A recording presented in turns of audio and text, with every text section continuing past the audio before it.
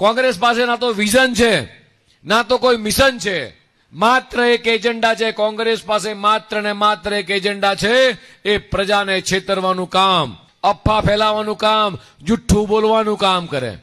તમારા દરવાજે કદાચ કોંગ્રેસના નેતા આવે તો પૂછજો કે દાયકાઓ સુધી તમે શું કર્યું. દાયકાઓ સુધી કોંગ્રેસના નેતાઓએ આ દેશના તમામ નાગરિકોને આમથી આમ ભટકતા રાખ્યા, લટકતા રાખ્યા, કે એમના કામ અટકાવતા રાખ્યા.